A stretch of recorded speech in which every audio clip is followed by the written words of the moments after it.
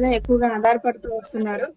తుమ్మిన, పిల్లి ఎదురొచ్చిన, లేకపోతే ప్రయాణాన్ని కొంచెం వాయిదా వేసుకోవటం, లేదు ఇలా గృహప్రవేశాలు లాంటి వాటిల్లో కొన్ని తూచా తప్పకుండా పాటించే కార్యక్రమాలు లాంటివి చేయటం, అలాగే ముహూర్తాలు చూసుకోవటం, శకునాలు చూసుకోవటం, ఇట్లాంటివి మనం తరచుగా చూస్తూ వస్తున్నాం. అయితే నేటి కాలంలో క్రైస్తవుల మాటల్లో కూడా ఈ అదృష్టం అనే దాన్ని ఇలాంటి వాటిని మనం ఎక్కువగా వింటున్నాము. కాబట్టి ఇక్కడ ప్రశ్న ఏంటి అంటే, ఇలాంటి నమ్మకాల మీద క్రైస్తవ విశ్వాసులు ఎలా స్పందించాలి? అసలు అదృష్టం అనేది ఏంటి? క్రైస్తవులు శకునాలు, ముహూర్తాలు ఇలాంటివి చూడొచ్చా? ఓకే, నిజంగానే ఈ క్వశ్చన్ చాలా sensible question and essential question అన్న. ఈరోజు మన క్రిస్టియన్ కమ్యూనిటీలో చాలా మంది నువ్వు అన్నట్టు దీన్ని ఉపయోగిస్తున్నారు, దీన్ని పాటిస్తున్నారు. వాస్తవం చెప్పాలంటేనే శకునం అని కానివ్వండి, ఏదన్నా మంచి ప్రోగ్రామ్ చేసుకునేటప్పుడు కానీ, లేకపోతే ఏమంటారు ఏదైనా శుభకార్యం ప్రారంభోత్సవం చేసేటప్పుడు కానీ, మంచి శకునం చూసుకోవటం, లేకపోతే ముహూర్తం చూసుకోవటం, పంతుళ్ళ దగ్గరికి వెళ్ళటం, ఇట్లాంటి కార్యాలన్నీ చేస్తున్నారు. అయితే దీని పట్ల మన క్రిస్టియన్ కమ్యూనిటీకి చెందినటువంటి విశ్వాసులు ఎలా స్పందించాలి అంటే, సీనన్న we will check the facts అన్న. ఒకసారి మన బ్యాక్గ్రౌండ్ ఆలోచిద్దాము. బిబ్లికల్ పర్స్పెక్టివ్ లో ఆలోచిస్తే మన భారతదేశంలో ఉన్నటువంటి యొక్క అదృష్టం కానీ, శకునం కానీ ఇప్పుడు ఈనాటి కాలంలో పాటిస్తున్నటువంటివి ఈనాటి ఆచారాలు కాదు, లేకపోతే ఒక 200-300 సంవత్సరాల నాటివి కాదు నాన్న. క్రీస్తు పూర్వం నాటి నుండే చాలా దేశాల్లో అమల్లో ఉన్నాయి.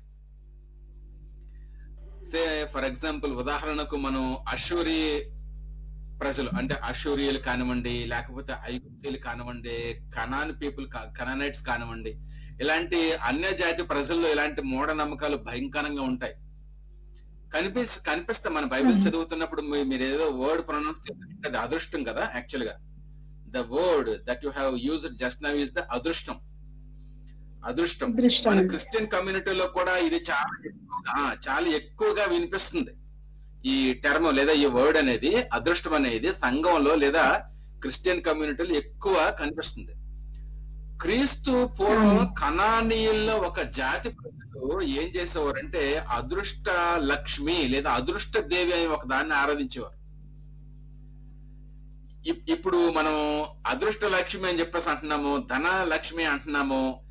ఈ విధముగా ఆనాటి కాలంలో అదృష్ట దేవి అనే ఒక దేవతని ఆనాటి కాలంలో ఆరాధించేవారు. యాక్చువల్ గా బైబిల్లో ఉంది, అదృష్ట దేవి అనే వర్డ్ ఉంది బైబిల్లో. మనం చూస్తే యెషయా గ్రంథంలో ఉంది. వాస్తవం చెప్పాలంటే యెషయా గ్రంథము 65వ అధ్యాయం 11వ వచనంలో 65:11 ఏమంటున్నారు? యెహోవాను విసర్జించి నా పరిశుద్ధ పర్వతమును మరచి గాదునకు బల్లను సిద్ధపరచువార్లారా,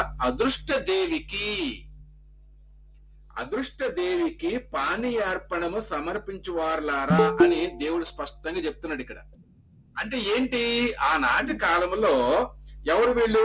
కనాను ప్రజలు కానివ్వండి, లేకపోతే ఫినీషియన్స్ కానివ్వండి, ఆనాటి కాలంలో రోజువారీ పనుల మీద, నువ్వు అన్నట్టు రోజువారీ పనుల మీద వాళ్ళు ఈ దేవతని ఆధారంగా అవకాశంగా తీసుకునేవారు. ఎవరిని? అదృష్ట దేవుని. ఇందాక నువ్వు అడిగా చూడమ్మా, ఏంటి తుమ్మిన లేకపోతే పిల్లి ఎదురొచ్చిన మంచి శకునం కాదు అని చెప్పేసి ప్రయాణించేవారు కొంతసేపు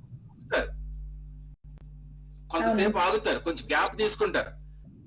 వారికి ఏదో జలుబు చేసి తుమ్మితే ఏంట్రా అపశకునంగా ఇప్పుడు తుమ్ముతున్నావు ప్రయాణం పెట్టుకుంటే అని చెప్పేసి కాసేపు కూర్చున్న తర్వాత బయలుదేరుతారు. కారణం ఏంటంటే ఇది ఒక అలవాటు, ఇది ఒక మూఢనమ్మకం. ఇది ఇప్పుడుది కాదు. అదృష్ట దేవి బైబిల్లో ప్రస్తావించబడినట్టు ఆనాటి కాలంలోనే ఈ మూఢనమ్మకాలు ఉన్నాయి. తర్వాత పిల్లి, నల్ల పిల్లి లేదా మామూలుగా పిల్లి మంచి శకునం కాదు అని చెప్పేసి అంటాం. మా ఇంట్లో ఒక పిల్లి తిరుగుతుంది నాన్న, ప్రతి రోజు కూడా వస్తా ఉంటది. 2 days నేను లేచిన వెంటనే దాని ముఖం చూశాను. పిల్లి ముఖం ఏమీ కాలేదు. నాకు ఏ కీడు సంభవించలేదు. నాకు ఏ తలపెట్టినటువంటి ఏ కార్యము కూడా ఆగిపోలేదు, పోస్ట్ పోన్ కాలేదు. ఆ రోజు నేను ఏవైతే కార్యక్రమాలు పెట్టుకున్నా అన్ని కూడా సాఫీగా అవి వెళ్ళిపోయాయి, చక్కగా జరిగాయి నాకు. మరి నాకు అలాంటిది అనిపించలే. అట్లా అనుకుంటే పిల్లలు పెంచుకునే వాళ్ళ ఇళ్ళలో ఏది మంచి జరగకూడదు అన్నయ్య. అంతే, అదే కదా Nowadays లాజిక్ ఇక్కడ. మరి fashion కదా, పిల్లి పిల్లలు కూడా పెంచుకోవటం. అదే కదా. ఇప్పుడు ఆ కోణంలో ఆలోచిస్తే వాస్తు ప్రకారం కట్టకుండా ఉన్నటువంటి ఏ కుటుంబం కూడా వర్ధలకూడదు. మరి ఆ లాజిక్ లో ఆలోచిస్తే అది కూడా కరెక్టే కదా. అంతే. కానీ మన మన మన భారతదేశంలో మూఢనమ్మకాలు అన్య ప్రజల్లో ఉండాల్సింది పోయి అవి క్రిస్టియన్ కమ్యూనిటీలో కూడా వచ్చేటప్పటికి మనం ప్రభువుని నమ్ముకున్నటువంటి బిడ్డలం అయ్యున్నప్పటికీ కూడా వాటి పట్ల ఎక్కువ భయము, భక్తి, అపారమైనటువంటి గౌరవము కనబరుస్తున్నాం మనం వాటి పట్ల. ఏంటి, ఈ అదృష్టం పట్ల. తుమ్మితే ఏదో జరుగుతుందని చెప్పేసి ప్రయాణం ఆపుకోవటము, లేకపోతే ప్రయాణం చేసేటప్పుడు మనకి ఎదురుగా ఒక వితంతు వచ్చినా, లేకపోతే ఒక నల్లపిల్లి వచ్చినా తిట్టుకుంటూ ప్రయాణం ఆపుకోవటం, ఇట్లాంటివన్నీ కూడా మన క్రిస్టియన్ కమ్యూనిటీలో ఉన్నాయి. నిజంగా ఇది ఒక భయంకరమైనటువంటి దౌర్భాగ్యము, దేవునికి హేయమైనటువంటి కార్యం. అదొకటి అన్న. సో బైబిల్లో అర్థమైంది కదా, అదృష్ట దేవి అనే దానికి వాళ్ళు ఆనాటి కాలంలో పనులు, అర్పణలు అర్పించేవారు. అందుకని దేవుడు ఏమంటున్నాడు, ఇప్పుడు ఉదాహరణకు నువ్వు ఎప్పుడైనా మరి చూసావో లేదు, ఎప్పుడైనా ప్రయాణం అయ్యేటప్పుడు ఒక వ్యక్తి వాకిట్లో నుంచి ఇంటి లోపలికి ఎదురు రావడం జరుగుతుంది. ప్రయాణం అయ్యే వారికి ఎదురొస్తారు. అరే నువ్వు ఎదురారా అని చెప్పేసి చిన్నపిల్లలు కానీ మన వాళ్ళు ఏం చేస్తారంటే, మనం బయలుదేరుతూ ఇంట్లో నుంచి బయటకు వెళుతూ ఉన్నటువంటి సమయంలో బయట అక్కడ వాకిట్లో నిలబడిన వారు మనం వెళ్తున్నటువంటి సమయంలో వాళ్ళు ఎదురొచ్చి ఇంట్లోకి వెళ్తారు. కారణం ఏంటంటే శకునం. మనం తలపెట్టుకున్నటువంటి ప్రతి కార్యములను కూడా ఏం జరగాలంటే విజయం జరగాలి కాబట్టి శకునాలు చూసుకునేవారు, అదృష్టాన్ని నమ్ముకునేవారు, లేకపోతే ఇంకా ఏయో కార్యాలు వాళ్ళు చేసుకునేవారు. సో దీన్ని బట్టి దేవుడు ఏమంటున్నాడు అంటే, మీకు నేను ముందర నడుచుదును, దేవునికి స్తోత్రం కలిగిన గాక. నేను దహించు అగ్నిగా, మండుచున్న వెలుగుగా, అగ్నిగా నేను మీ ముందర నడుస్తాను అని చెప్పేసి దేవుడు చెప్తున్నాడు. అంటే ఏంటి, క్రైస్తవుడు చేసే ప్రతి కార్యం ముందు దేవుడు నడుస్తాడు. ప్రతి కార్యమును ఆయన ఎలాంటి అవాంతరాలు, ఆటంకాలు వచ్చినప్పటికీ కూడా వాటిని ఛేదించుకుంటూ మనకు మార్గాన్ని సరళం చేస్తారని చెప్పేసి బైబిలే చెబుతున్నప్పుడు, మరి మనం ఎలాంటి భయంకరమైనటువంటి అన్యాచారాలను ఆచరించడం గనక చేస్తే మన ముందు దేవుడు నడవట్లేదని ఇండైరెక్ట్ గా ఒప్పుకున్నట్టే కదా.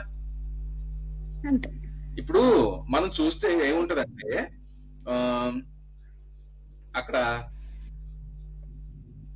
ఒక్క నిమిషం, నేను మొన్న దాంట్లో రాశాను ఏంటంటే, నీకు ముందుగా నేను నడుచుచున్నాను అని చెప్పేసి దేవుడు చెప్తాడు. మీకు ముందుగా నేను వస్తున్నాను. ఈ విధముగా దేవుడు మనకి ముందుగా నడుస్తున్నటువంటి సమయంలో మనకి ఎలాంటి అపశకనాలున్నా, మనకి ఎలాంటి కీడు ఉన్నప్పటికీ కూడా వాటిని ప్రక్కకు తప్పించే బాధ్యత ఆయనదే. అది నన్న పిల్లి కావచ్చు. వాస్తవం చెప్పాలంటే మనం ఈ వీటి మీద ఏ నమ్మకం లేదు. ఒకవేళ ఉంటే సాతాను శక్తులు ఉన్నాయని చెప్పేసి అనుకోవచ్చు. కానీ ఆ సాతాను శక్తులను కూడా పటాపంచలు చేసేవాడే మన ముందు నడుస్తున్నప్పుడు ఇంకా వేరే అవి ఎదురొస్తున్నాయి, ఇవి ఎదురొస్తున్నాయని చెప్పేసి భయపడటంలో నిజంగా ఎంత మూర్ఖత్వం ఉందమ్మా. అవునండి. కాబట్టి క్రిస్టియన్ కమ్యూనిటీకి నేటి కాలంలో మనం తెలియజేసింది ఏంటి అంటే, మనం చేసే ప్రతి కార్యం ముందు ఆయన నడుస్తూ ఉన్నాడు. మనం తలపెట్టినటువంటి ప్రతి దాని ముందు ఆయన నడుస్తూ ఉన్నాడు. కాబట్టి ఆయన ప్రసన్నత, ఆయన యొక్క సన్నిధి మనకు తోడుగా ఉంటది. కాబట్టి ఎలాంటి కార్యం అన్నప్పటికీ కూడా ఈ పంతుళ్లను లేకపోతే ఈ శకునాల్ని మనం ఆశ్రయించకుండా జస్ట్ ఒక చిన్న ప్రేయర్ చేసేసుకుంటే అన్ని సాఫీగా సాగుతాయి అని చెప్పేసి నేను అనుకున్నాను. అవునండి, చిన్న ప్రేయర్ చాలమ్మా మనకి. దైవజనుడిని పిలిచి చక్కగా ప్రేయర్ చేయించి ఆ విధంగా మనం కార్యాన్ని స్టార్ట్ చేస్తే ఎలాంటి దాన్నైనప్పటికీ కూడా ఆయన మనకి మార్గాన్ని సరళం చేస్తాడు. మనకంటే ముందు ఇంకా ఎలాంటి ఉన్నప్పటికీ కూడా వాటన్నిటిని కూడా కీడుని లేకపోతే ఆపదను, ప్రమాదాన్ని అన్నిటిని కూడా ఆయన తప్పిస్తూ మనకి మార్గాన్ని సరైన విధంగా సరళం చేస్తూ ఆయన కృపలో దేవుడు తప్పకుండా మనల్ని ముందుకు నడిపిస్తాడని చెప్పేసి మనం భావించాలి తప్ప ఎట్టి పరిస్థితులను కూడా ఏంటి మనం చేసే ప్రతి ప్రయత్నంలోనూ కూడా మనం శకునం చూడాల్సిన అవసరం లేదు, లేకపోతే ముహూర్తం చూడాల్సినటువంటి అవసరం లేదు, లేకపోతే ఎవరైనా మనల్ని చూసిన తర్వాత మనకు దిష్టి తగులుతుందని చెప్పేసి గుమ్మడికాయతో హారత కర్పూరంతో దిష్టి తీయాల్సిన అవసరం లేదు, లేకపోతే ఉప్పు ఈ తల చుట్టూ ఎలాగైనా తీసేసి పొయ్యిలో పడేయాల్సిన అవసరం లేదు, ఎండుమిర్చి ఇలాంటి నిమ్మకాయ ఇవన్నీ కూడా ఏంటంటే నిజంగా అన్యాచారాలు అన్నమాట.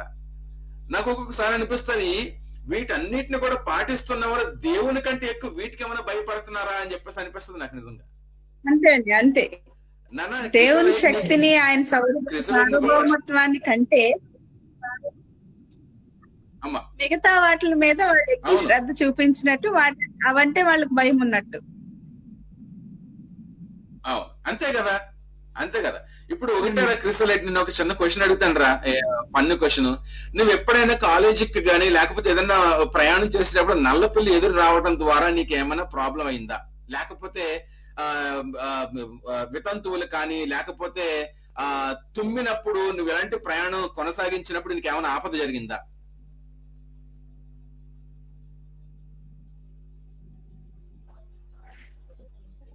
ఏమీ లేదు కదా, ఏమి లేదు కదా. ఇట్స్ ఎవ్రీడే నార్మల్, అంతే. ఎవ్రీడే నార్మల్ అంతే. కాకపోతే మనకి ఒక రకమైనటువంటి భయము, ఒక రకమైనటువంటి అపోహ, మనకి ఒక రకమైనటువంటి మూఢనమ్మకం అంతే. ఏదైతే జరుగుతుంది అని చెప్పేసి మనం భయపడతామో అదే మన మీదకి వస్తది. అలా కాకుండా దేవుడే మనకి తోడుగా ఉన్నాడు, దేవుడే మనకి విధాలుగా సహాయకారిగా ఉన్నాడని చెప్పేసి ప్రార్థన ద్వారా మనం కార్యం చేసుకుంటూ వెళ్ళిపోతే తప్పకుండా ఆయన అన్నిటిని కూడా మన పట్ల మంచిగా అన్నిటిని కూడా సఫలీకృతం చేస్తాడు. తర్వాత ఇంకా ఎవరైనా ధన్యత అనే దాన్ని ఎంచుకోవాలని. ఎస్ నాన్న, ఇప్పుడు అదృష్టం బాగుందండి, ఈ రోజు లేచిన వేళ విశేషం బాగుందండి, అదృష్టం బాగుందండి. No, actually our Christian community or our Christian believers should not use the word అదృష్టం. అదృష్టం అనే మాట మనం ఉపయోగించకూడదు.